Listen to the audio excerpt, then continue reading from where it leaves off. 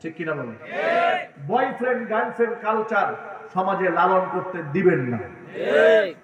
এগুলার প্রতিবাদ করলেই বলবে তার মধ্যে কিছুটা জঙ্গিবাদের আলামত পাওয়া যাচ্ছে। তোমরা কাকে জঙ্গি বলো এটা জাতি বুঝে গেছে। তোমরা কত বড় ধান্দাবাজ এটা জাতি বুঝে গেছে। ইসলামের মৌলিক আকীদায় যারা বিশ্বাসী তাদেরকে ওরা মৌলবাদী বলে, আর আমরা মৌলবাদী হয়ে নিজেরা গর্ববোধ করি। কথা বলতে হবে, ঠিক কিনা? ইসলামের মূল এটাকে ধরে রাখতে হবে না? জুড়ে বলতে হবে, ধরে রাখতে হবে না? মনে করো আপনার স্ত্রী খাস পর্দা করে, হাত মোজা পরে, পা মোজা পরে। আপনার মেয়ে ইউনিভার্সিটিতে যায়, হাত মোজা পরে, পা মোজা পরে যায়। পরপুরুষের সামনে মুখ দেখায় না, পর্দা পুষি তার বাহিরে সে চলে না। আপনার স্ত্রী, আপনার মেয়ে, তারা ইসলামের মূলটা ধরে রেখেছে। ওরা এটাকেই বলা হয় মৌলবাদ। আর পক্ষান্তরে ওরা যে ইসলাম পছন্দ করে সেটা হচ্ছে এই, আপনার মেয়েটা জিন্সের প্যান্ট পরবে, শর্ট কামিজ পরবে, বয়ফ্রেন্ডের গলার মধ্যে হাত দেবে, বগল দাবা করে, এরপরে পার্কে যাবে, এরপরে বয়ফ্রেন্ডকে উরুর মধ্যে মাথা উঠাই দিয়ে সিনাবাদাম খাবে।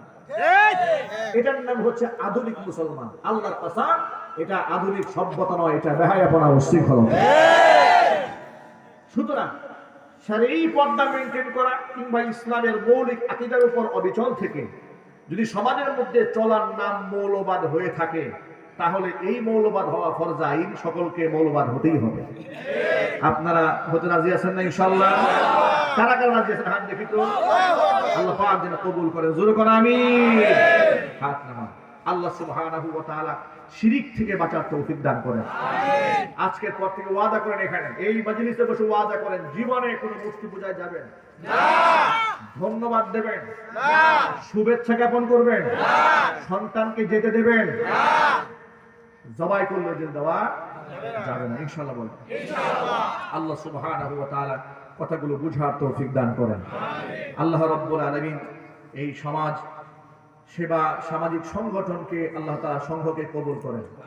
তারা গণ কবরস্থান প্রতিষ্ঠার লক্ষ্যে কাজ করে যাচ্ছে, সামাজিক অনেক কাজ করে যাচ্ছেন। আল্লাহ রাব্বুল আলামিন তাদের সামাজিক উন্নয়নমূলক যত কাজ আছে সমস্ত কাজগুলো আল্লাহ পাক তাদের জন্য সহজ করে দেন। সকলে